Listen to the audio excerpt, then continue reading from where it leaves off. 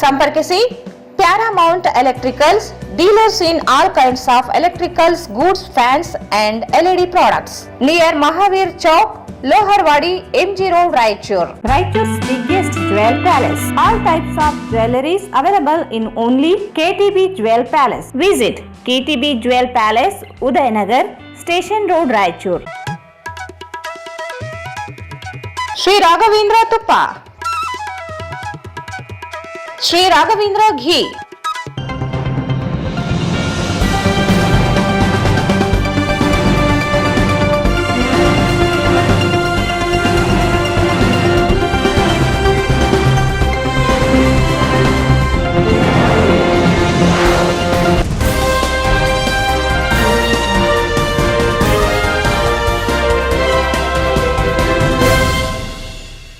ನಮಸ್ಕಾರ ವಾರ್ತೆಗಳ ಸ್ವಾಗತ. ಮೊದಲು ಮುಖ್ಯಾಂಶಗಳು.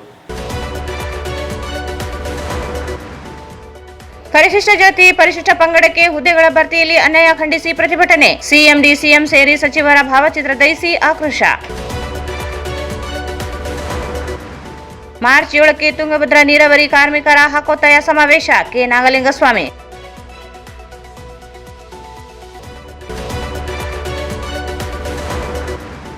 ಕುರಿಗಾಯಿಗಳಿಗೆ ವಿವಿಧ ಸೌಲಭ್ಯಗಳ ಆಯ್ಕೆ ಸಮಿತಿ ಅಧ್ಯಕ್ಷರನ್ನಾಗಿ ಸಿಇಒ ಅವರನ್ನು ಮುಂದುವರಿಸಿ ಶಾಂತಗೌಡ.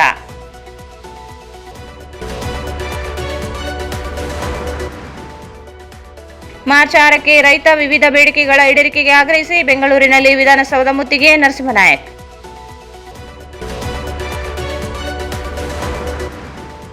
ಆಹಾರ ಸುರಕ್ಷತೆ ಮತ್ತು ಗುಣಮಟ್ಟ ಕುರಿತು ತರಬೇತಿ ಹಾಗೂ ಪ್ರಮಾಣ ಪತ್ರ ಪಡೆಯುವುದು ಕಡ್ಡಾಯ. ಅನಿಲ್ ಕುಮಾರ್.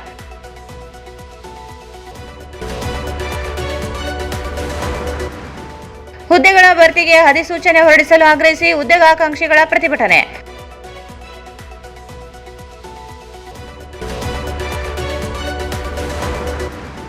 ಶಕ್ತಿನಗರ ಹಾರುಬೂದಿಗಾಗಿ ರೌಡಿಸಂ. ಭಯದ ವಾತಾವರಣದಲ್ಲಿ ಸ್ಥಳೀಯರು ತಪ್ಪಿತಸ್ಥರ ವಿರುದ್ಧ ಕ್ರಮಕ್ಕೆ ಒತ್ತಾಯ. ಮತ್ತು ಆಶ್ರಯ ಕಾಲೋನಿಯಲ್ಲಿ ರಸ್ತೆ ಚರಂಡಿ ನಿರ್ಮಾಣ ಸೇರಿ ವಿವಿಧ ಬೇಡಿಕೆ ಈಡೇರಿಕೆಗೆ ಆಗ್ರಹಿಸಿ ಎಸ್ಡಿಪಿಐನಿಂದ ಪ್ರತಿಭಟನೆ.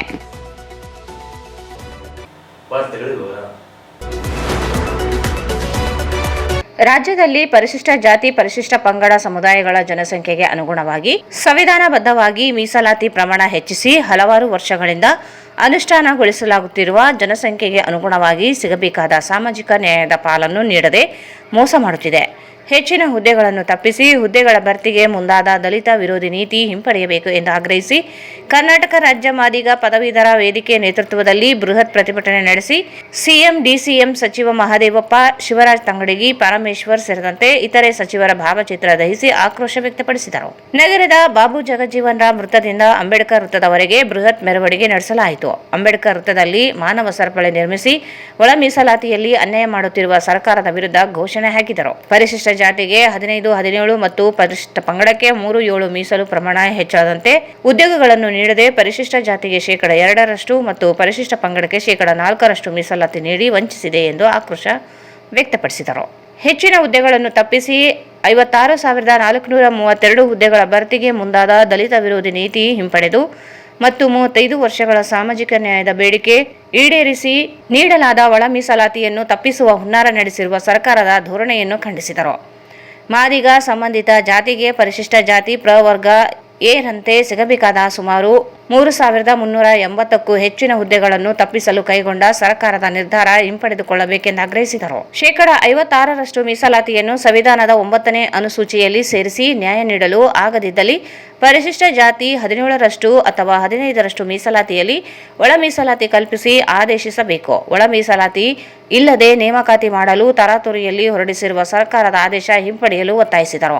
ಸಮುದಾಯಗಳ ಹಿತ ಕಾಪಾಡಲು ಅಸಮರ್ಥರಾದ ಸಂವಿಧಾನ ವಿರೋಧಿ ಸಮಾಜ ಕಲ್ಯಾಣ ಇಲಾಖೆ ಸಚಿವ ಡಾಕ್ಟರ್ ಎಚ್.ಸಿ. ಮಹದೇವಪ್ಪ ಇವರ ರಾಜೀನಾಮೆಗೆ ಆಗ್ರಹಿಸಿದರು. ವಿಶೇಷ ಕ್ಯಾಬಿನೆಟ್ ಕರೆದು ಒಳ ಮೀಸಲಾತಿಯ 17 ಮತ್ತು 15ರಲ್ಲಿ ಒಳ ಮೀಸಲಾತಿ ಕೇಳುವ ಮಾದಿಗ ಸಂಬಂಧಿತ ಜಾತಿಗೆ 15% ಪರಿಶಿಷ್ಟ ಜಾತಿ ಮೀಸಲಾತಿಯಲ್ಲಿ ಸರ್ವೋಚ್ಚ ನ್ಯಾಯಾಲಯದ ತೀರ್ಪಿನ ಹಿಂದುಳಿದಿರುವಿಕೆ ಆಧಾರದ ಮೇಲೆ ನ್ಯಾಯಮೂರ್ತಿ ಸದಾಶಿವ ಆಯೋಗದ ವರದಿಯ ಅಥವಾ ಸರ್ಕಾರ ನೇಮಿಸಿ ಅಂಗೀಕರಿಸಿರುವ ನ್ಯಾಯಮೂರ್ತಿ ನಾಗಮೋಹನ್ ದಾಸ್ ಆಯೋಗದ ಶಿಫಾರಸಿನ ಪ್ರಮಾಣದಂತೆ ಮಾದಿಗ ಮತ್ತು ಸಂಬಂಧಿತ ಜಾತಿಗಳಿಗೆ 6ರಷ್ಟು, ಗುಂಪು ಎ ಮತ್ತು ಅಲೆಮಾರಿ ಸಮುದಾಯಕ್ಕೆ 1ರಷ್ಟು, ಗುಂಪು ಬಿ ಮತ್ತು ಒಳ ಮೀಸಲಾತಿ ಬೇಡವೆಂದು ವಿರೋಧಿಸುತ್ತಿರುವ ಬಲಗೈ ಸಮುದಾಯ ಹಾಗೂ ಕೊರಮ-ಕೊರಚ, ಲಂಬಾಣಿ, ಭೋವಿ ಸೇರಿ ಒಂದು ಗುಂಪು ಸಿ ಎಂದು ಮರುವರ್ಗೀಕರಿಸಿ ಕೂಡಲೇ ಪರಿಷ್ಕೃತ ಒಳ ಮೀಸಲಾತಿ ಕಲ್ಪಿಸಿ ಆದೇಶಿಸಿ ದಿನಾಂಕ 27/7/2026 ಹೊರಡಿಸಿರುವ ಡಿಪಿಎಆರ್ ಆದೇಶವನ್ನು ಕೂಡಲೇ ಹಿಂಪಡೆದು ಪರಿಷ್ಕೃತ ರೋಸ್ಟರ್ ಬಿಂದುಗಳನ್ನು ಗುರುತಿಸಿ ಆದೇಶಿಸಿ 56,342 ಹುದ್ದೆಗಳ ನೇಮಕಾತಿ ಪ್ರಕ್ರಿಯೆ ಆರಂಭಿಸಬೇಕೆಂದು ಆಗ್ರಹಿಸಿದರು.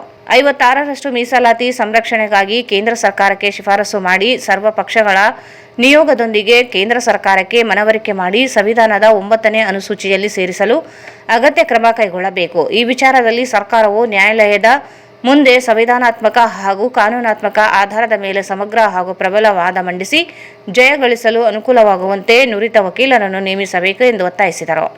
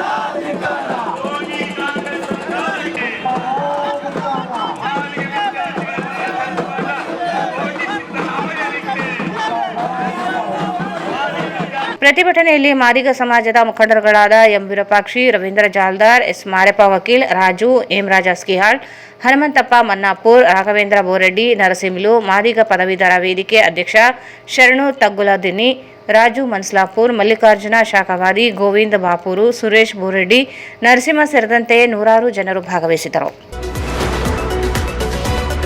ತುಂಗಭದ್ರಾ ನೀರಾವರಿ ಯೋಜನೆ ಶಾಶ್ವತ ಯೋಜನೆಯಾಗಿದ್ದು, ಈ ಯೋಜನೆಯಡಿ ಕೆಲಸ ಮಾಡುವ ಕಾರ್ಮಿಕರಿಗೆ ಸರ್ಕಾರ ಶಾಶ್ವತ ಕೆಲಸ ನೀಡಬೇಕಿದ್ದು, ತುಂಗಭದ್ರಾ ನೀರಾವರಿ ಕಾರ್ಮಿಕ ಉದ್ಯೋಗ ಭದ್ರತೆಗೆ ಆಗ್ರಹಿಸಿ ಮಾರ್ಚ್ 7ರಂದು ಹಕ್ಕೊತ್ತಾಯ ಸಮಾವೇಶವನ್ನು ಹಮ್ಮಿಕೊಳ್ಳಲಾಗಿದೆ ಎಂದು ತುಂಗಭದ್ರಾ ನೀರಾವರಿ ಕಾರ್ಮಿಕರ ಸಂಘದ ಕೇಂದ್ರ ಸಮಿತಿ ಅಧ್ಯಕ್ಷ ಕೆ. ನಾಗಲಿಂಗಸ್ವಾಮಿ ಹೇಳಿದರು.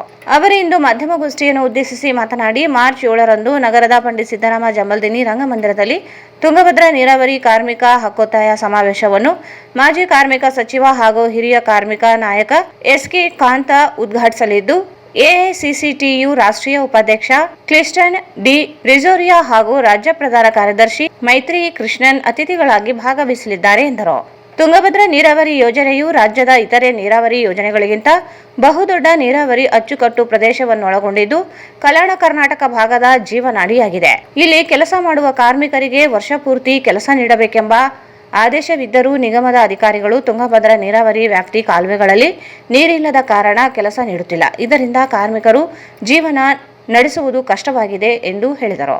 ಗುತ್ತಿಗೆ ಪದ್ಧತಿಯನ್ನು ರದ್ದುಗೊಳಿಸಿ ತುಂಗಭದ್ರಾ ನೀರಾವರಿ ಅಚ್ಚುಕಟ್ಟು ಪ್ರದೇಶದಲ್ಲಿ ಕೆಲಸ ಮಾಡುವ ಕಾರ್ಮಿಕರನ್ನು ಖಾಯಂಗೊಳಿಸಬೇಕು. ತುಂಗಭದ್ರಾ ನೀರಾವರಿ ಅಚ್ಚುಕಟ್ಟು ಪ್ರದೇಶದಲ್ಲಿ ಕೆಲಸ ಮಾಡುವ ನೀರಾವರಿ ಕಾರ್ಮಿಕರಿಗೆ ಬದುಕುವ ವೇತನ, ಇಪಿಎಫ್ ಮತ್ತು ಇಎಸ್ಐ ಪ್ರತಿ ತಿಂಗಳು ನಿಗದಿತ ಸಮಯಕ್ಕೆ ಪಾವತಿಸಬೇಕು.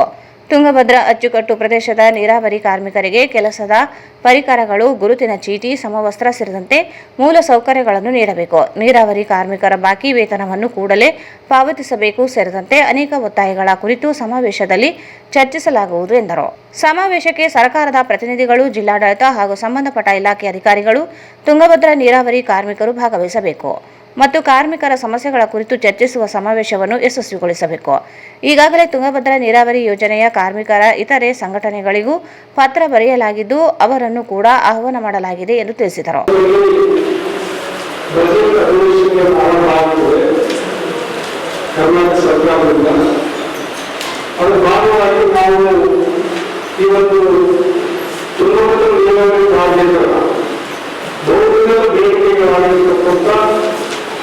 ನೀರಾವರಿ ಕಾರ್ಮಿಕರಿಗೆ ಉದ್ಯೋಗ ಭದ್ರತೆಯನ್ನು ಕೊಡಬೇಕೆಂದು ಒತ್ತಾಯಿಸಿ ನಾವು ಈ ಒಂದು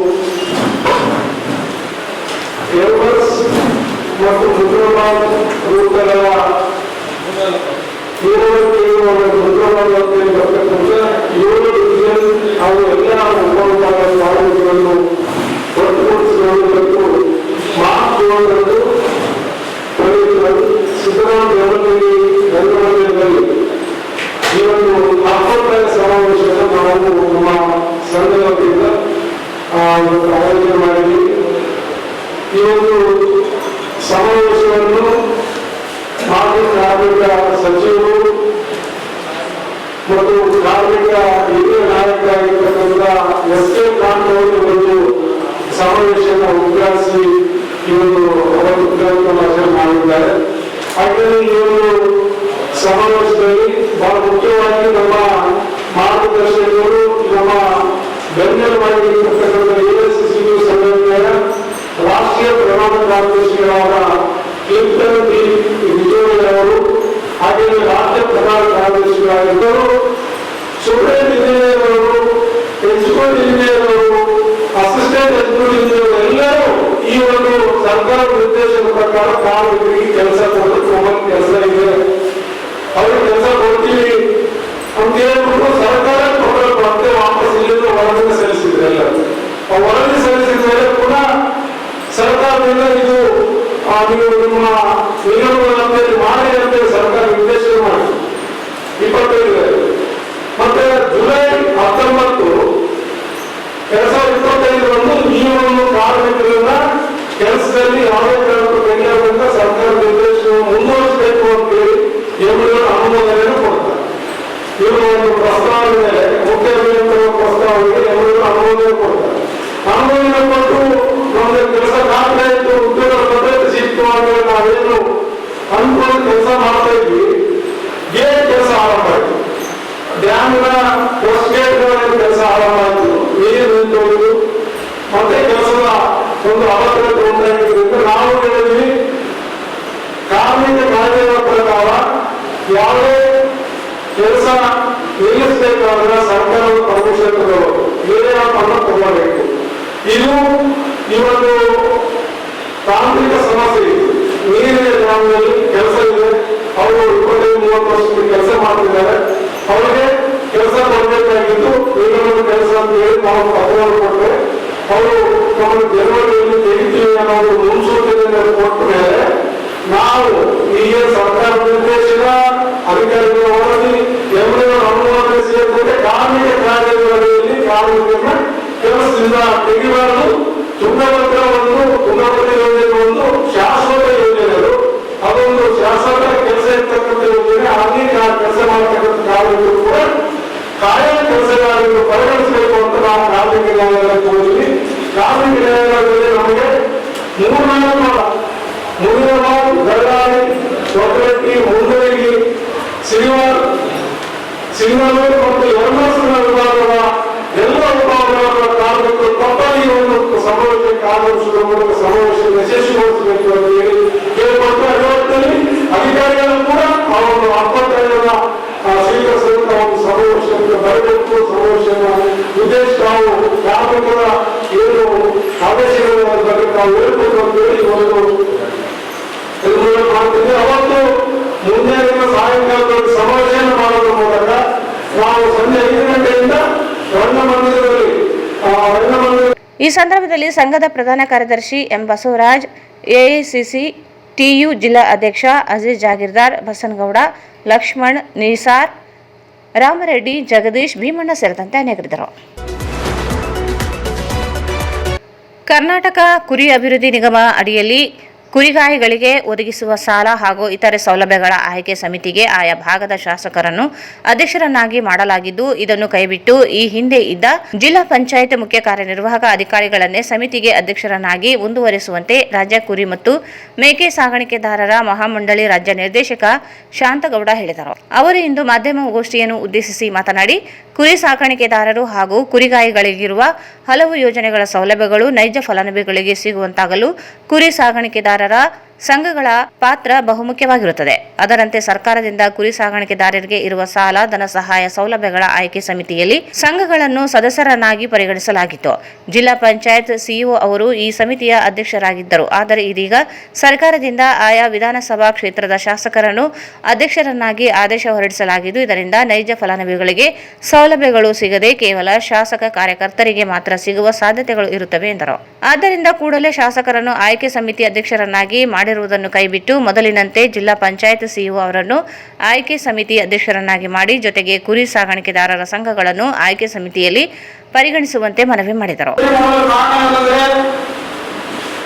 2025-26 ಸಾಲಿನಲ್ಲಿ ಕರ್ನಾಟಕ ಕುರಿ ಅಭಿವೃದ್ಧಿ ನಿಗಮದಿಂದ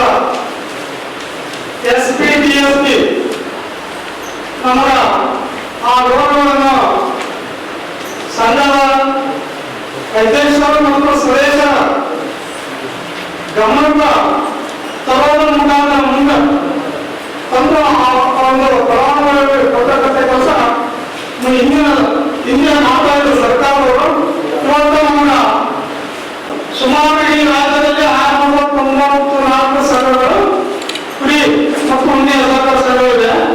ಆ ಸಂಘಗಳಿಗೆ ಬರ್ತಕ್ಕಂಥ SPDSP ಇವತ್ತು ಆಯ್ಕೆ ಮಾಡತಕ್ಕಂಥ ಸ್ಥಳೀಯ ಶಾಸಕರಿಗೆ ಮತ್ತು ಹೋದ ಶ್ರೇಣಿ ಕೊಟ್ಟು ಈ ಸಾರಿ ಶಾಸಕರು ಕೊಟ್ಟರು. ನಮಗೆ ತೊಂದರೆ ಇಲ್ಲ, ಅವರು ಕೊಟ್ಟೋದ್ರಿಂದ ನಮಗೆ ಸಂಘದಲ್ಲಿ ಇರ್ತಕ್ಕಂಥ ಸದಸ್ಯರನ್ನ ಮತ್ತು ಅಧ್ಯಕ್ಷರನ್ನ ಗಮನಕ್ಕೆ ತಗೊಂಡು ಆ ಸಂಘದಲ್ಲಿ ಇರ್ತಕ್ಕಂಥ ಫಲಾನುಭವಿಗಳಿಗೆ ಕೊಟ್ಟಾಗ ಮಾತ್ರ ಅವರ ಸಂಘಗಳ ಬೆಳೆಯಲು ಸಾಧ್ಯ ಅಂತಕ್ಕಂಥ ಮಾತನ್ನ ಹೇಳ್ತಿದ್ದೀವಿ. ಇವತ್ತು ಯಾರೋ ನಾವು ಕೊಟ್ಟು ಬೇರೆ ಕೊಟ್ಟು ಹೊರಗಿನ ಬಂದು ಆ ಸಾಲವನ್ನು ಫಲಾನುಭವಿಗಳ ಆಯ್ಕೆ ಆದ್ರೆ ಇಲ್ಲಿ ಕುರಿ ನಿಜವಾದ ಕುರಿಗಾರಿಗೆ ತಲುಪಲ್ಲ ಯೋಜನೆ. ಅದಕ್ಕಾಗಿ ಅಲ್ಲಿ ಜಿಲ್ಲೆಗೆ ಒಂದು 18-20 ಕೊಡ್ತಾ ಇದ್ದಾರೆ ಈ ಕಲ್ಯಾಣ ಭಾಗಕ್ಕೆ. ನಮ್ಗೆ ಅಷ್ಟು ಸಾಧ್ಯ ಇಲ್ಲ. ಅದನ್ನು ಕೂಡ ನಾವು ಆಟ ಹಂಚಿದ್ರೆ ಸಣ್ಣ ಒಂದು ನಾವು ಮಾಡ್ತಾ ಇದ್ದೀವಿ. ಅವರಲ್ಲಿ ನಾವು ಬೇರೆ ಯಾರಿಗೆಲ್ಲ ಕೊಟ್ಟರೆ ಅವರು ಹೆಸರು ಬಂದು ಕೊಡ್ತಾರೆ, ಅಲ್ಲಿ ಯಾವುದೋ ಕುರಿಗಾರಿಗೆ ಅನುಕೂಲ ಆಗಲ್ಲ. ಹೀಗಾಗಿ ನಮ್ಮ ನಾವು ಸಂಘಗಳು ಮತ್ತೆ 494 ಸಂಘಗಳು ಅವ್ರು ಸಂಘ ಎದುರು ಬರಲ್ಲ. ನಮ್ಮ ಜೋಲಿ ಪಡೆಯುವ ಸಂಘ ಆಗಿರ್ಬೋದು, ಇವಾಗ ನಿಗಮ ಆಗಿರ್ಬೋದು, ಮಾಮೂಲು ಆಗಿರ್ಬೋದು, ಜನ ಕೇಳ್ತಾರೆ ನಾವು ಏನು ಆಯ್ಕೆ ಮಾಡೋಲ್ಲ ಕುರಿಯವರು ಏನು ಮಾಡ್ತಿದ್ದೀರಿ ಇವತ್ತು ನಮ್ಮದೇ ಸರ್ಕಾರದಲ್ಲಿರುತ್ತೆ. ಯಾಕೆ ಈಗ ಆಗ್ತಾ ಇದೆ ಸ್ಥಿತಿ? ಕುರಿಗಾರರು ಇವತ್ತಿಲ್ಲ, ಸಂಚಾರಿ ಕುರಿಗಾರರು ಇವತ್ತು ಅವರು ಕಷ್ಟ ಆಗಿದೆ. ಇವತ್ತು ನಮ್ಮದೇ ಮುಖ್ಯಮಂತ್ರಿ ಇರೋದ್ರಲ್ಲ ಹಳ್ಳಿ ಮುಖ್ಯಮಂತ್ರಿ ಹಳ್ಳಿಗೆ ಸಂಚಾರ ಮಾಡ್ತಾರೆ. ಅವರು ಅವ್ರ ಕಷ್ಟಗಳನ್ನು ನೋಡಿದ್ರೆ ಬಹಳಷ್ಟು ನೋವುಗಳಾಗ್ತಾ ಇದ್ದಾರೆ. ಅದಕ್ಕಾಗಿ ಇಂಥ ಯೋಜನೆಗಳನ್ನು ದಯವಿಟ್ಟು ಸಂಘದ ಮುಖಾಂತರ ನಾವು ಸರ್ಕಾರ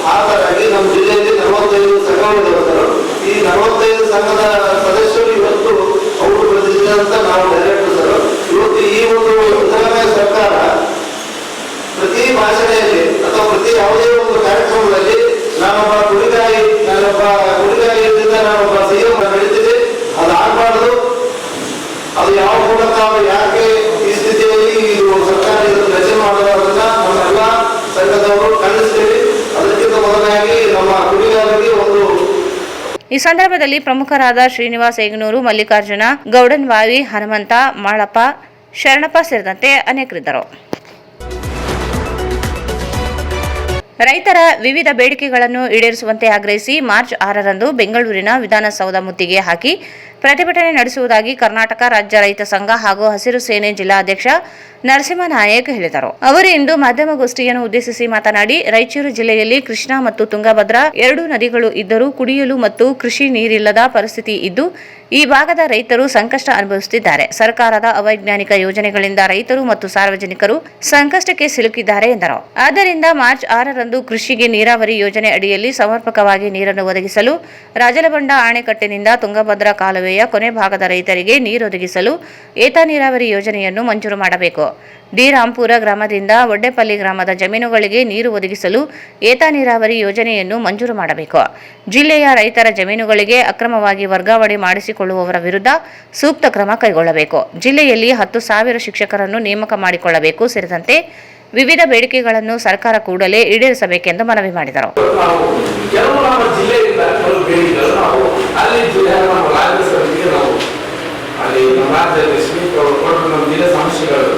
ಏನಂದ್ರೆ ಇವತ್ತು ನಮ್ಮ ರಾಯಚೂರು ಜಿಲ್ಲೆಯ ಪರಿಸ್ಥಿತಿ ನೀರಾವರಿ ಬಹಳ ನಮಗೆ ಸಮಸ್ಯೆ ಆಗಿದೆ. ಇವತ್ತು 2 ನದಿಗಳ ನಡುವಿದ್ದು ನಮ್ಮ ರಾಯಚೂರು ಜಿಲ್ಲೆಗೆ ಇವತ್ತು ನೀರಾವರಿ ಸಮಸ್ಯೆ ರೈತರಿಗೆ ಬಹಳ ತೊಂದರೆ. ಯಾಕಂದ್ರೆ ಇವತ್ತು ಮಳೆಯಾದ ಬೆಳೆಗೆ ನಾವು ಬೆಳೆಸಬೇಕು, ಒಂದೇ ಬೆಳೆ ಅದು ಇದೇ ಬೆಳೆ ಬೇರೆ ಅತ್ಯಂತ ಸಾಕ್ಷಿಗಳು ಬೇರೆ ಬೆಳೆ ಅಂತಿಲ್ಲ. ಎಷ್ಟು ವರ್ಷ ಒಂದೇ ಬೆಳೆ ಬೆಳೆಸ್ತೀವಿ ನಾವು. ಈಗ ಮೆಣಸಿನಕಾಯಿ ಹಾಕೋ ಗ್ಯಾರಂಟಿ ಇಲ್ಲ, ಯಾಕಂದ್ರೆ ನೀರು ಗ್ಯಾರಂಟಿ ಇಲ್ಲ. ಹಂಗಾಗಿ ಮೆಣಸಿನಕಾಯಿ ಲಾಸ್ ಬರೋ ಪರಿಸ್ಥಿತಿ ರೈತರು ಬಹಳ ಲಾಸ್ ಬಿಟ್ಟಿದ್ದಾರೆ. ಲಾಸ್ ಆಗಿದ್ದಾವೆ, ನೀರಿಲ್ಲ, ಹೀಗೆ ಆಸೆ ಆಗಿದ್ದಾರೆ. ಏನೋ ಅದರಲ್ಲಿ ಇಷ್ಟು ಲಾಭ ತಕ್ಷಣ ಅದಕ್ಕೆ ನಾವು ನೀರಾವರಿ ಬಗ್ಗೆ 2 ನದಿಗಳ ನಡುವಿದ್ದು ನಾವು ರಾಯಚೂರು ಕಾಲುವೆ ಇಬ್ಬರೂ ಆಗಿಲ್ಲ. ಕೊನೆಗೆ ಈ ಕಾಲುವೆ ಇವರೆಲ್ಲ ಈಗ ವೀರಭದ್ರ ಏತ ನೀರಾವರಿ ಮಾಡ್ತಿರುವಂತ ಜನರು ಬಂದರು. ಅದನ್ನು ಏನು ನವಲಿ ಸಮಾಚಾರ ಜಲಸ್ಥಾನ ಮಾಡ್ತಿರೋದು ನಾವು ಕೊಡ್ತೀವಿ ಬಹಳ ಸಲ. ಅದ್ರ ಬಗ್ಗೆ ಇವತ್ತು ನಾವು ಇವತ್ತು ಜಮೀನಿನ ಶಾಸಕರು ಅದ್ರ ಬಗ್ಗೆ ಅದು ಬರ್ತಾ ಇಲ್ಲ. ಏನೋ ಅನ್ನೋದು ನಾವೀಗ ರಾಜಕೀಯದಿಂದ ನಾವು ಬಹಳ ನಾವು ಹೇಳಿ ನಮ್ಮ ಗ್ರಾಮದಲ್ಲಿ ಯಾರು ನಮ್ಮ ಗ್ರಾಮದಲ್ಲಿ ಯಾರು ನಮಗೆ ಶಾಸಕರ ಯಾವ ವಸ್ತು ಇಲ್ಲ. ಯಾಕಂದ್ರೆ ಬೇರೆ ಬರ್ತಾರ ಇವತ್ತು ಎಲ್ಲಿದ್ದೋ ಏನೋ ನಮಗೆ ನಮ್ಮ ಹಳ್ಳಿಯಲ್ಲಿ ಏನೋ ಗೊತ್ತಾಗ್ಬೋದು ಪರಿಸ್ಥಿತಿ ಹೀಗಾಗಿ ನಮ್ಮ ರಾಯಚೂರು ಗ್ರಾಮೀಣದು ರಾಯಚೂರು ಜಿಲ್ಲೆ ಜಿಲ್ಲಾದು ಇವತ್ತು ಶಾಸಕರು ರಾಯಚೂರು ಗ್ರಾಮೀಣ ಶಾಸಕರು ಎಲ್ಲ ಪರಿಸ್ಥಿತಿ ಕಡೆ ಯಾವ ನೀರಾವರಿ ಪ್ರತಿಯೊಬ್ಬರು ರೈತರಿಗೆ ಏನು ನೀರು ಬೇಕು. ಆ ನೀರು ಇವತ್ತು ಕುಡಿಯಲು ತ್ರಾಸವಾಗಿದೆ ಬಹಳ ನೀರಿಗೆ. ಅದಕ್ಕಾಗಿ ನಾವು ಇವತ್ತು ಕೆಲವು ಬೇಡಿಕೆಗಳನ್ನು ಇಟ್ಟಿದ್ದೀವಿ. ಏನಂದ್ರೆ ಕೃಷಿಗೆ ನೀರಾವರಿ ಯೋಜನೆಯಲ್ಲಿ ನೀರನ್ನು ಒದಗಿಸಬೇಕು. ರಾಜಲಬಂಡ ಅಣೆಕಟ್ಟಿನಿಂದ ತುಂಗಭದ್ರಾ ಕಾಲುವೆಗೆ ಕೊನೆಯ ಭಾಗದ ಡಿಸ್ಕೂಟಿ ಸಂಖ್ಯೆ 102 ಏತ ನೀರಾವರಿ ಮತ್ತು 103 ರಲ್ಲಿ ಸಂಪರ್ಕ ಕಲ್ಪಿಸುವ ಏತ ನೀರಾವರಿ ಯೋಜನೆಯನ್ನು ಮಂಜೂರು ಮಾಡಬೇಕು. ನೀರಾಪುರ ಗ್ರಾಮದಿಂದ ಒಡ್ಡೆಪಲ್ಲಿ ಗ್ರಾಮದ ಜಮೀನುಗಳಿಗೆ ನೀರು ಒದಗಿಸಲು ಏತ ನೀರಾವರಿ ಯೋಜನೆಯನ್ನು ಮಂಜೂರು ಮಾಡಬೇಕು. ಕೃಷ್ಣಾ ನದಿಗೆ ತೆಲಂಗಾಣಕ್ಕೆ ಹೆಚ್ಚು ನೀರು ಹೊರವಾಹ ಆಗುತ್ತವೆ. ಅದನ್ನ ಇವತ್ತು ಜಿಲ್ಲೆಯಲ್ಲಿ ರೈತರು ಜಮೀನುಗಳು ಅಕ್ರಮ ವರ್ಗಾವಣೆಗಳನ್ನು ಮಾಡುವ ಮೇಲೆ ಕ್ರಮಗಳನ್ನು ಜರುಗಿಸಬೇಕು. ಸರ್ಕಾರಿ ನೀರಿನ ಗಿರಣಿಯನ್ನು ಅಭಿವೃದ್ಧಿಪಡಿಸಬೇಕು. ಹತ್ತಿ ಮತ್ತು ಮೆಣಸಿನಕಾಯಿ ಬೆಳೆಗಳ ಅಭಿವೃದ್ಧಿ ಮಂಡಳಿಗಳನ್ನು ಸ್ಥಾಪಿಸಬೇಕು. ಪ್ರಸಕ್ತ ವರ್ಷದಲ್ಲಿ ಡಿಬಿಪಿ ಕಾಲುವೆ ಬೇಸಿಗೆ ಬೆಳೆಗೆ ಮಾಡಿರುವುದರಿಂದ ರೈತರಿಗೆ ಮತ್ತು ಕೂಲಿಗಾರರಿಗೆ ಉದ್ಯೋಗದಲ್ಲಿ ಕೂಲಿ ಕೆಲಸವನ್ನು ಒದಗಿಸಿಕೊಡಬೇಕು. ಈ ಸಂದರ್ಭದಲ್ಲಿ ಮಲ್ಲನಗೌಡ, ಮಂಜುಳಾ, ಧರ್ಮರೆಡ್ಡಿ, ಶಿವಶರಣ, ಸಾಹುಕಾರ್, ಜನಾರ್ದನ್ ರೆಡ್ಡಿ, ನರಸಿಂಹರೆಡ್ಡಿ ಸೇರಿದಂತೆ ಅನೇಕರಿದ್ದರು. ಈಗ ಜಾಹೀರಾತು. Paramount Electricals dealers in all kinds of electrical goods, fans and LED products. ಈಗ ನಿಮ್ಮ ರಾಯಚೂರು ಮಹಾನಗರ ಪಾಲಿಕೆಯಲ್ಲಿ ಮೊಟ್ಟ ಮೊದಲ ಬಾರಿಗೆ 2,000 ಚದುರ ಅಡಿಯ 2 ಮಳಿಗೆಗಳುಳ್ಳ ಬೃಹದಾಕಾರದ ಪ್ಯಾರಾಮೌಂಟ್ ಎಲೆಕ್ಟ್ರಿಕಲ್ಸ್ ಶೋರೂಮ್ ತೆರೆಯಲಾಗಿದೆ. ರಾಯಚೂರು ಜಿಲ್ಲೆಯ ಜನತೆ, ಎಲೆಕ್ಟ್ರಿಷಿಯನ್ಸ್, ಎಲೆಕ್ಟ್ರಿಕಲ್ಸ್ ಇಂಜಿನಿಯರ್ಸ್ ದೂರದ ಊರುಗಳಾದ ಬೆಂಗಳೂರು, ಹೈದರಾಬಾದ್ಗಳಿಗೆ ಹೋಗದೆ ಈಗ ನಮ್ಮ ರಾಯಚೂರಿನಲ್ಲಿ ಮ್ಯಾನುಫ್ಯಾಕ್ಚರಿಂಗ್ ದರದಲ್ಲಿ ಎಲ್ಲಾ ತರಹದ ಎಲೆಕ್ಟ್ರಿಕಲ್ಸ್ ಗೂಡ್ಸ್ ಗಳು ದೊರೆಯುತ್ತವೆ. Switch, plates, wires, fans, remote fans, ಹ್ಯೂಮರ್ಸ್, ಎಲ್ಲಾ ತರಹದ LED ಪ್ರಾಡಕ್ಟ್ಗಳು ನಮ್ಮ ಒಂದೇ ಮಳಿಗೆಯಾದ ಪ್ಯಾರಾಮೌಂಟ್ ಎಲೆಕ್ಟ್ರಿಕಲ್ಸ್ ನಲ್ಲಿ ಮ್ಯಾನುಫ್ಯಾಕ್ಚರಿಂಗ್ ದರದಲ್ಲಿ ದೊರೆಯುತ್ತವೆ. ನಮ್ಮಲ್ಲಿ ಎಲ್ಲಾ ತರಹದ ಕಂಪನಿಗಳಾದ GM, ಗೋಲ್ಡ್ ಮೆಡಲ್, ಐಫಾ, ಹೆವೆಲ್ಸ್, ಆಂಕರ್, ಲೀಶಾ, ಫಿನೋಲೆಕ್, ವಿಗಾರ್ಡ್, ವಿಪ್ರೋ, ಫೆಲಿಕ್ಯಾಪ್, K9, ವಿವಾನ್ ಇನ್ನು ಅನೇಕ ಕಂಪನಿಗಳ ಎಲೆಕ್ಟ್ರಿಕಲ್ಸ್ ಐಟಂಗಳು ಸಿಗುತ್ತವೆ.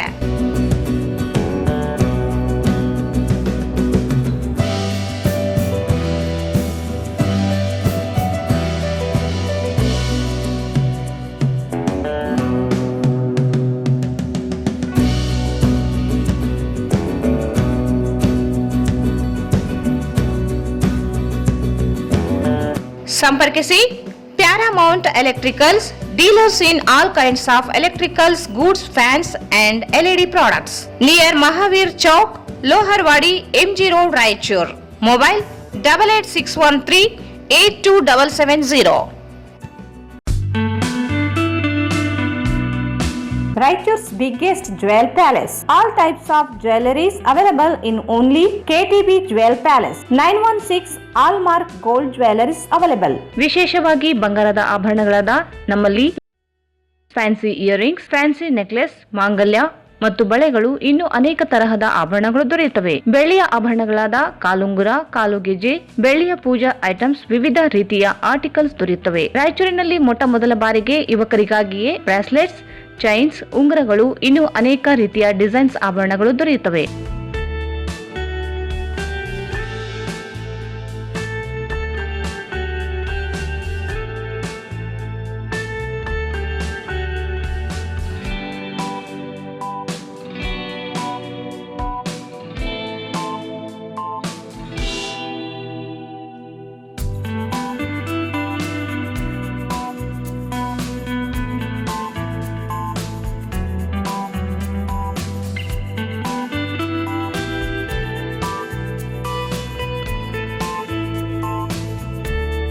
Visit KTB Jewel Palace, Udayanagar, Station Road, Raichur. Mobile 8123535300. Shri Raghavendra ತುಪ್ಪ, ಶ್ರೀ ರಾಘವೇಂದ್ರ ಘೀ, ಶ್ರೀ ರಾಘವೇಂದ್ರ ತುಪ್ಪ, ಶ್ರೀ ರಾಘವೇಂದ್ರ ಘೀ.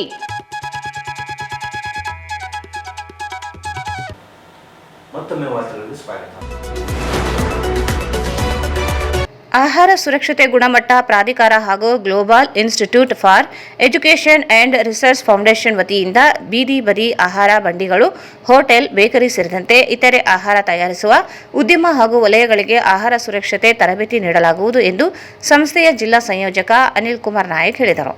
ಅವರು ಇಂದು ಮಾಧ್ಯಮಗೋಷ್ಠಿಯನ್ನು ಉದ್ದೇಶಿಸಿ ಮಾತನಾಡಿ, ಪ್ರಸ್ತುತ ದಿನಗಳಲ್ಲಿ ಆಹಾರವನ್ನು ಅಸುರಕ್ಷಿತ ರೀತಿಯಲ್ಲಿ ತಯಾರಿಸಲಾಗುತ್ತಿದ್ದು, ಜೊತೆಗೆ ಕಲಬೆರಕೆ ಆಹಾರ ಹೆಚ್ಚಾಗಿದೆ ಮತ್ತು ಕೃತಕ ಬಣ್ಣ ಮತ್ತು ನಿಷೇಧಿತ ಪದಾರ್ಥಗಳನ್ನು ಆಹಾರದಲ್ಲಿ ಬಳಸಲಾಗುತ್ತಿದ್ದು, ಇದನ್ನು ತಡೆಯಲು ಆಹಾರ ಸುರಕ್ಷತೆ ಹಾಗೂ ಗುಣಮಟ್ಟ ಪ್ರಾಧಿಕಾರ ಹಾಗೂ ಫಾಸ್ಟ್ಯಾಗ್ ಸಂಸ್ಥೆಯಿಂದ ತರಬೇತಿಯನ್ನು ನೀಡಲಾಗುತ್ತದೆ.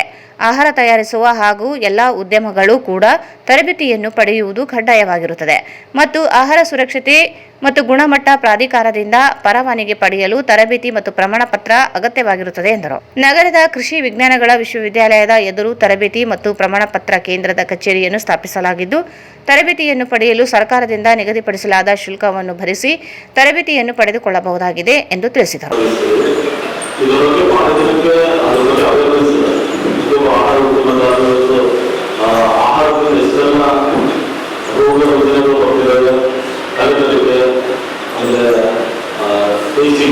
ಅವೆಲ್ಲವನ್ನು ಯೂಸ್ ಮಾಡುವುದು ಆಹಾರವನ್ನು ತಯಾರು ಮಾಡ್ತಿದ್ದಾರೆ. ಅದೆಲ್ಲವನ್ನು ನಿಷೇಧ ಮಾಡಬೇಕಂದ್ರೆ ಆಲ್ರೆಡಿ ಅದಕ್ಕೆ ನಿಷೇಧ ಆಗಿದೆ. ಕೆಲವು ಉದ್ಯಮಗಳ ಅದು ಅಭಿವೃದ್ಧಿಗೋಸ್ಕರ ಈ ತರಬೇತಿ ಕಡ್ಡಾಯವಾಗಿ ಹೋಗುವುದನ್ನು ಉದ್ದೇಶಿಸಿ ನಾವು ಪತ್ರಿಕೆಯಿಂದ ನಾವು ಮಾಹಿತಿ ಕೊಟ್ಟು ಆಮೇಲೆ ನಾವು ಭೇಟಿ ಕೊಟ್ಟು ಪ್ರತಿಯೊಬ್ಬ ಆಹಾರ ಉದ್ಯಮಗಳನ್ನು ಅವರಿಗೆ ಮಾಹಿತಿ ಕೊಟ್ಟು ಅದರಿಂದ ಸರ್ಕಾರ ನಿಗದಿಪಡಿಸಿರುವ ಶುಲ್ಕ ಇರುತ್ತೆ. ಆ ಶುಲ್ಕವನ್ನು ನೇರವಾಗಿ ಸರ್ಕಾರ ತಿಳಿದುಕೊಳ್ತದೆ. ಅದು ವೆಬ್ಸೈಟ್ ಇದೆ, ಆ್ಯಪಲ್ಲಿ ಏನಿದೆ ವೆಬ್ಸೈಟ್ ಇದೆ, ಆ ವೆಬ್ಸೈಟಲ್ಲಿ ಚೆಕ್ ಮಾಡಿ ಅವರ ಫೀಸ್ ಏನಿದೆ ಅದರಲ್ಲಿ ವೆಬ್ಸೈಟ್ ಇದು ಸರ್ಕಾರ ತಿಳಿದುಕೊಳ್ತದೆ. ಯಾರು ಸೆಂಟ್ರಲ್ ಗೌರ್ಮೆಂಟ್ FSSAI ಏನಿದೆ ಅವ್ರಿಗೆ ಕ್ಲಿಯರ್ ಮಾಡಬೇಕು. ಫೀಸ್ ಇದೆ, ಆ ಫೀಸ್ ಕಟ್ಟಿ ಅವರು ತರಬೇತಿ ಹೋಗಬೇಕು. ಆ ತರಬೇತಿ ಒಂದು 4 ಗಂಟೆ ಇರುತ್ತೆ. Minimum 100 members per day 200 hours ಹೋಗುತ್ತೆ ಸರ್. 1 ಗಂಟೆಯಿಂದ 1 ಗಂಟೆವರೆಗೂ 100 ಜನ, 2 ಗಂಟೆಯಿಂದ 5 ಗಂಟೆವರೆಗೂ 100 ಜನ. ಅವರಿಗೆ 4 ಗಂಟೆ FSSAI ಟ್ರೈನರ್ ಬರ್ತದೆ. ಆ ಟ್ರೈನರ್ ಬಂದು ಅವರಿಗೆ ತರಬೇತಿ ಕೊಡ್ತಾರೆ. ಯಾವ ಥರ ಕ್ಲೀನ್ ಮೇಂಟೈನ್ ಮಾಡಬೇಕು, ಅಡುಗೆ ಮನೆ ಯಾವ ಥರ ಪ್ರತಿಯೊಂದು ಬಗ್ಗೆ ಟ್ರೈನಿಂಗ್ ಇದೆ. ಆ ಟ್ರೈನಿಂಗ್ ಆದಮೇಲೆ ದಿನವೊಂದು 48 ಅವರ್ಸ್ ಸರ್ಟಿಫಿಕೇಟ್ ವೆಬ್ಸೈಟಲ್ಲಿ ಅವರಲ್ಲಿ ಇಂಟರ್ನೆಟ್ ಪಾಸ್ವರ್ಡ್ ಇರುತ್ತೆ, ಅವರಲ್ಲೇ ಡೌನ್ಲೋಡ್ ಮಾಡ್ಕೊಬೋದು. ಎಲ್ಲರೂ ನಮ್ಮ ಕಡೆ ನಾವು ಇದು ನೋಡೋ ಉದ್ದೇಶ ಏನಂತ ಹೇಳಿದ್ರೆ ಭಾಳ ಸಮಸ್ಯೆ ಆಗ್ತದೆ. ಹೀಗೆ ಕನ್ಫ್ಯೂಷನ್ ಭಾಳ ಆಗ್ತದೆ. ಅವ್ರ ತರಬೇತಿ ತಗೊಳ್ಳೋದ್ರಿಂದ ಅವರು ನಾಲ್ಕು ವರ್ಷದ ಉದ್ದೇಶಕ್ಕೆ FSSAI ಅದನ್ನ ಕಡ್ಡಾಯ ಪ್ರಾರಂಭ ಮಾಡಿದೆ. ಅದ್ರ ಪ್ರಕಾರ ನಾವು ಮಾಡಿದ್ರಿಂದ ನಾವು ಪ್ರತಿಯೊಂದು ಈ ಥರ ಇದರ ಮೇಲೆ ಅವ್ರದ್ದೇ ಯೂಸರ್ನೇಮ್ ಪಾಸ್ವರ್ಡ್ ರಿಜಿಸ್ಟರ್ ಮಾಡ್ತೀವಿ. ರಿಜಿಸ್ಟರ್ ಮಾಡಿ ಆ ಫೀಸ್ ಕಟ್ಟಿಬಿಟ್ಟು ನಾವು ಅವ್ರಿಗೆ ಮತ್ತೆ ಟ್ರೈನಿಂಗ್ ಟೈಮಲ್ಲಿ ಕಲಿಸ್ತೀವಿ. ಕಲಿಸಿ ಅವ್ರಿಗೆ ಮತ್ತೊಮ್ಮೆ ಇನ್ನೊಬ್ಬ ಅನುಭವಿ FSSAI ಕಡೆಯಿಂದಲೇ ಬರೋಬ್ಬ ಟ್ರೈನರ್ ಇರ್ತಾರೆ. ಅವ್ರು ಟ್ರೈನಿಂಗ್ ತಗೊಂಡು ಬೇಸ್ಡ್ ಆನ್ ಟ್ರೈನ್ ಆದಮೇಲೆ ಅವ್ರಿಗೆ ಅಫಿಷಿಯಲ್ ಸರ್ಟಿಫಿಕೇಟ್ ಅವ್ರಿಗೆ ರಿಜಿಸ್ಟರ್ ಮಾಡಿರ್ತೀವಿ ಯೂಸರ್ನೇಮ್ ಪಾಸ್ವರ್ಡ್ ಅವ್ರಿಗೆ ಕೊಡಬೇಕು. ಸೊ ಅದರಲ್ಲಿ ಮೇಜರ್ ಅಂದರೆ ಒಂದು ಪ್ರೊಸೆಸ್ ಇದೆ. ಒಂದು ಹೋಟ್ಲಲ್ಲಿ ಈ ಥರ ಪ್ರೊಸೆಸ್ ಇರಬೇಕು ಅನ್ನೋದಕ್ಕೆ ಒಂದು ಟ್ರೈನಿಂಗ್. ಇದನ್ನ ನಾಳೆ ಕಮಿಷನರ್ ಅವರು ಗಮನದಲ್ಲಿ ಅವ್ರಿಗೂ ಆ್ಯಡ್ ಮಾಡಿದ್ದೀವಿ. ಬಹುಶಃ ಇದೇ ಕೆಲವದಲ್ಲಿ ಅವರೇ ಎಂಕ್ವೈರಿ ಮಾಡ್ತಾರೆ ಅಂತ ಹೇಳಿದ್ದಾರೆ. ನಮಗೆ ಇವತ್ತು ಎಂಕ್ವೈರಿ ಮಾಡಿ ನಾಳೆ ಡಿಸ್ಟ್ರಿಕ್ಟ್ ಮಾಡ್ತಾರೆ ಹೇಳಿದೆ. ಈ ಸಂದರ್ಭದಲ್ಲಿ ಕೇಂದ್ರದ ಪ್ರಮುಖರಾದ ರಮೇಶ್ ಉದಯಾಚಾರ್, ಜಯಲಕ್ಷ್ಮಿ ಸೇರಿದಂತೆ ಅನೇಕರಿದ್ದರು. ರಾಜ್ಯ ಸಚಿವ ಸಂಪುಟ ಅನುಮೋದಿಸಿರುವ 56,432 ಹುದ್ದೆಗಳ ಭರ್ತಿಗೆ ಅಧಿಸೂಚನೆ ಹೊರಡಿಸಲು ಆಗ್ರಹಿಸಿ ಉದ್ಯೋಗ ಆಕಾಂಕ್ಷಿಗಳ ಹೋರಾಟ ಸಮಿತಿ ವತಿಯಿಂದ ನಗರದ ಅಂಬೇಡ್ಕರ್ ವೃತ್ತದಲ್ಲಿ ಪ್ರತಿಭಟನೆ ನಡೆಸಲಾಯಿತು. ರಾಜ್ಯದ ಖಾಲಿ ಇರುವ 2,84,881 ಹುದ್ದೆಗಳಲ್ಲಿ 56,432 ಹುದ್ದೆಗಳಿಗೆ ವಿಳಂಬ ನೀತಿ ಅನುಸರಿಸದೆ ಕೂಡಲೇ ಅಧಿಸೂಚನೆ ಹೊರಡಿಸಬೇಕು ಎಂದು ಆಗ್ರಹಿಸಿದರು. ಶಿಕ್ಷಕರ ಹುದ್ದೆಯನ್ನು ನಾಶ ಮಾಡುವ ಕೆಪಿಎಸ್ ಮ್ಯಾಗ್ನೆಟ್ ಯೋಜನೆಯನ್ನು ಕೈಬಿಡಬೇಕು ಎಂದು ಘೋಷಣೆ ಹಾಕಿದರು. ಜಿಲ್ಲೆಯಲ್ಲಿ ಖಾಲಿ ಇರುವ 5,000ಕ್ಕೂ ಹೆಚ್ಚು ಪ್ರಾಥಮಿಕ ಮತ್ತು ಪ್ರೌಢಶಾಲಾ ಶಿಕ್ಷಕರು ಹಾಗೂ ಚಿತ್ರಕಲಾ, ಸಂಗೀತ, ದೈಹಿಕ ಶಿಕ್ಷಕರ ಹುದ್ದೆಗಳನ್ನು ಭರ್ತಿ ಮಾಡಬೇಕೆಂದು ಮನವಿ ಮಾಡಿದರು. ಪ್ರತಿ ವರ್ಷ ಖಾಲಿಯಾಗುವ ಹುದ್ದೆಗಳ ಭರ್ತಿಗೆ ವಾರ್ಷಿಕ ಕ್ಯಾಲೆಂಡರ್ ಅನ್ನು ಬಿಡುಗಡೆ ಮಾಡಬೇಕು. ಕೇಂದ್ರದ 78 ಇಲಾಖೆಗಳಲ್ಲಿ ಖಾಲಿ ಇರುವ 9.79 ಲಕ್ಷ ಹುದ್ದೆಗಳ ಭರ್ತಿಗೆ ಕೂಡಲೇ ಕ್ರಮ ಕೈಗೊಳ್ಳಬೇಕೆಂದು ಒತ್ತಾಯಿಸಿದರು.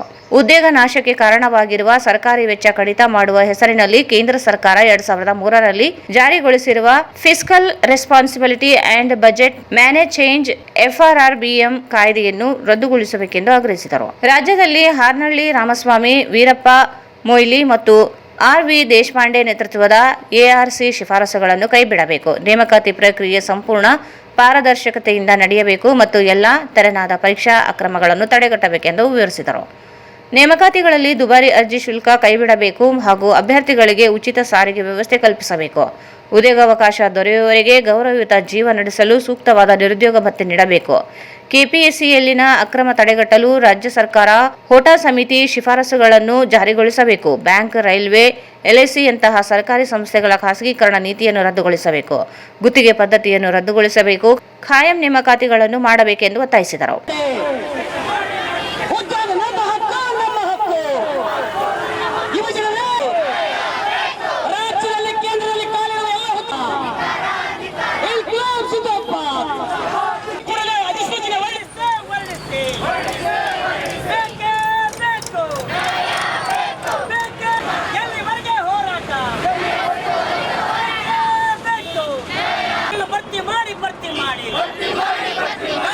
ನೀತಿಗೆ ಧಿಕ್ಕಾರ ಧಿಕ್ಕಾರ.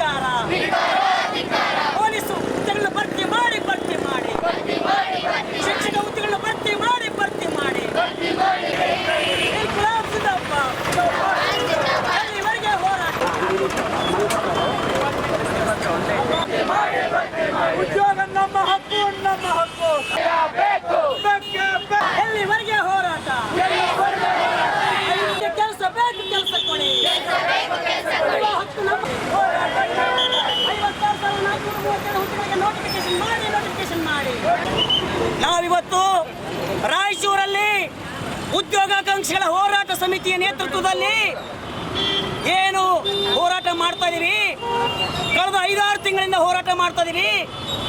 ಉದ್ಯೋಗ ನೇಮಕಾತಿ ಮಾಡ್ತೀವಿ ಅಂತ ಹೇಳ್ತಾ ಇದ್ದಾರೆ, ಆದರೆ ಇಲ್ಲಿವರೆಗೂ ನೋಟಿಫಿಕೇಶನ್ ಆಗಿಲ್ಲ. ಧಾರವಾಡದಲ್ಲಿ ಮತ್ತೆ ಬೇರೆ ಬೇರೆ ಕಡೆ ನಮ್ಮ ಉದ್ಯೋಗಾಕಾಂಕ್ಷಿಗಳ ಹೋರಾಟ ಸಮಿತಿ ಹೋರಾಟ ಆದ ನಂತರ ಬೆಳಗಾವಿ ಅಧಿವೇಶನದಲ್ಲಿ ಮುಖ್ಯಮಂತ್ರಿಗಳು 56,000 ಹುದ್ದೆಗಳ ನೇಮಕಾತಿ ಮಾಡ್ತು ಅಂತ ಹೇಳಿದರು.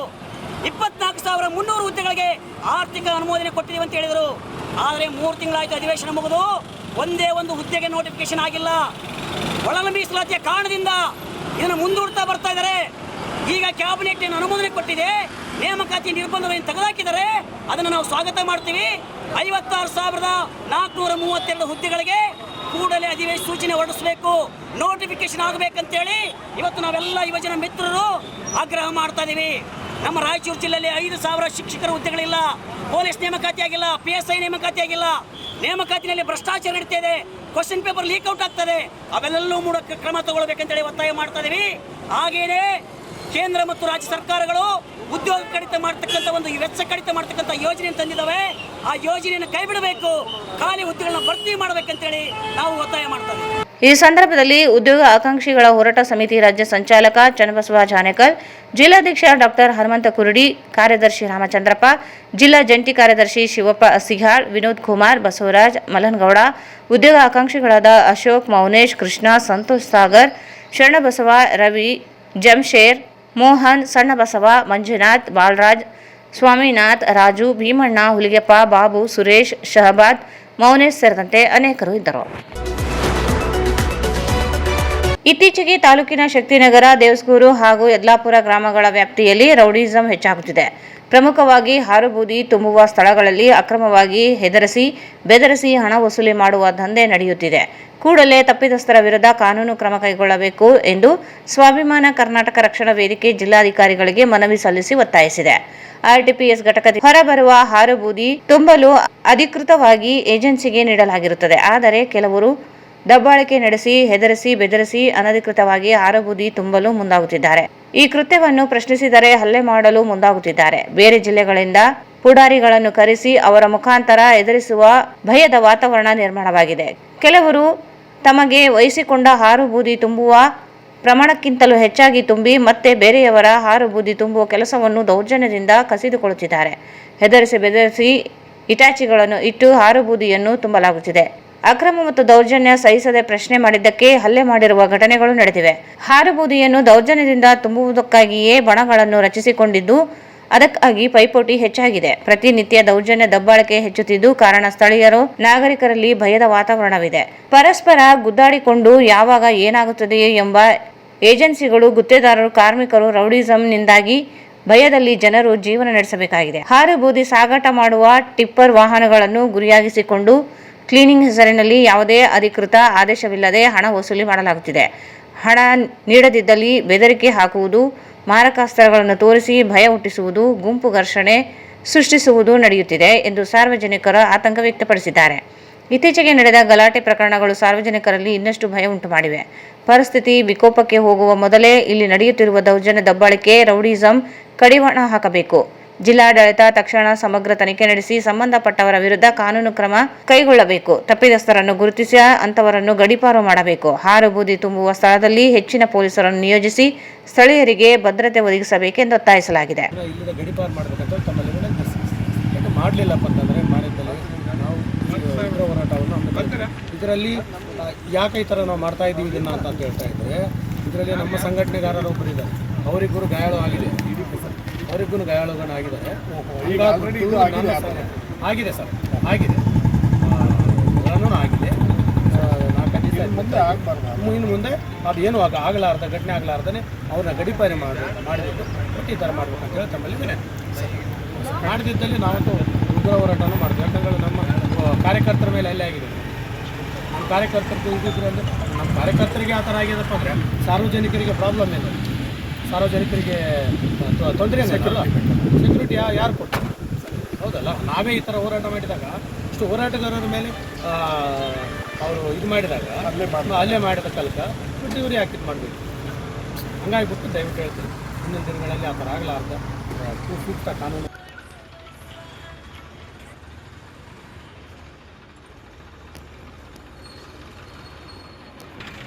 ಜನರಿಗೆ ಭಯದ ವಾತಾವರಣದಲ್ಲಿ ಸೃಷ್ಟಿಸಿ ಗುತ್ತೇದಾರರಿಗೆ ಹಾಗೂ ಕ್ಯಾಶ್ ಏಜೆನ್ಸಿಯವರಿಗೆ ಕೊಲೆ ಬೆದರಿಕೆ ಹಾಗೂ ಟಿಪ್ಪರ್ಗಳ ಹತ್ತಿರ ಹಣ ವಸೂಲಿ, ಸ್ಥಳೀಯ ಜನರ ಮೇಲೆ ಗುಂಡಿ ದಾಟಿ ದೌರ್ಜನ್ಯ, ಗುಂಪು ಘರ್ಷಣೆ ಮಾಡಿ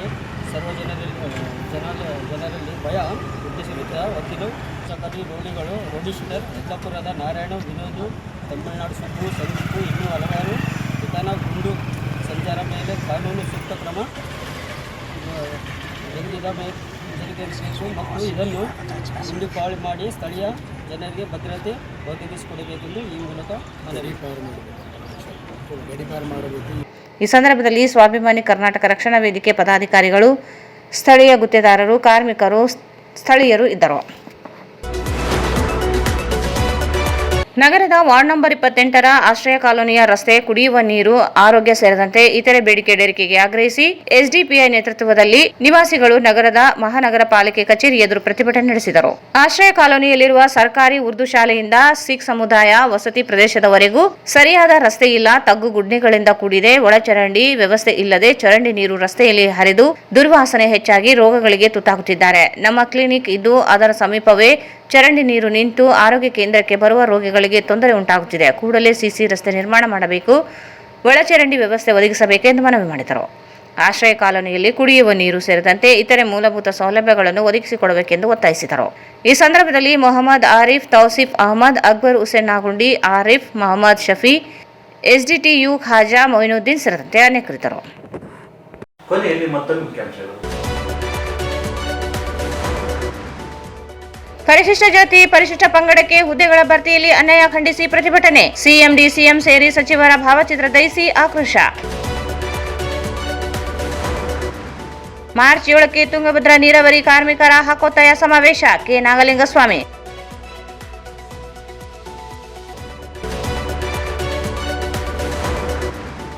ಕುರಿಗಾಯಿಗಳಿಗೆ ವಿವಿಧ ಸೌಲಭ್ಯಗಳ ಆಯ್ಕೆ ಸಮಿತಿ ಅಧ್ಯಕ್ಷರನ್ನಾಗಿ ಸಿಇಒ ಅವರನ್ನು ಮುಂದುವರಿಸಿ ಶಾಂತಗೌಡ.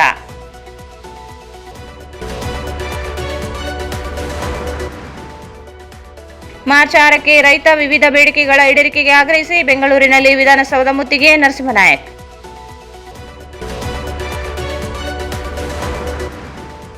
ಆಹಾರ ಸುರಕ್ಷತೆ ಮತ್ತು ಗುಣಮಟ್ಟ ಕುರಿತು ತರಬೇತಿ ಹಾಗೂ ಪ್ರಮಾಣ ಪತ್ರ ಪಡೆಯುವುದು ಕಡ್ಡಾಯ, ಅನಿಲ್ ಕುಮಾರ್.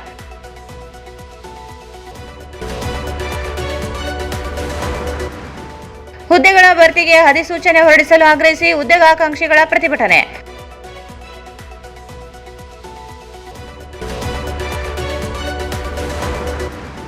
ಶಕ್ತಿನಗರ ಹಾರುಬೂದಿಗಾಗಿ ರೌಡಿಸಂ, ಭಯದ ವಾತಾವರಣದಲ್ಲಿ ಸ್ಥಳೀಯರು, ತಪ್ಪಿತಸ್ಥರ ವಿರುದ್ಧ ಕ್ರಮಕ್ಕೆ ಒತ್ತಾಯ. ಮತ್ತು ಆಶ್ರಯ ಕಾಲೋನಿಯಲ್ಲಿ ರಸ್ತೆ, ಚರಂಡಿ ನಿರ್ಮಾಣ ಸೇರಿ ವಿವಿಧ ಬೇಡಿಕೆ ಈಡೇರಿಕೆಗೆ ಆಗ್ರಹಿಸಿ ಎಸ್ಡಿಪಿಐನಿಂದ ಪ್ರತಿಭಟನೆ. ಸಂಪರ್ಕಿಸಿ Paramount Electricals, dealers in all kinds of electricals goods, fans and LED products, near Mahavir Chowk, Loharwadi, MG Road, Raichur. Raichur's biggest jewel palace. All types of jewelries available in only KTB Jewel Palace. Visit KTB Jewel Palace, Udayanagar, Station Road, Raichur. Shri Raghavendra ತುಪ್ಪ, ಶ್ರೀ ರಾಘವೇಂದ್ರ ಘೀ. ಇಲ್ಲಿಗೆ ವಾರ್ತಾ ಪ್ರಸಾರ ಮುಕ್ತಾಯಿತು. ಮುಂದಿನ ವಾರ್ತೆಗಳು ಮತ್ತೆ ಭೇಟಿಯಾಗೋಣ. ವಂದನೆಗಳು.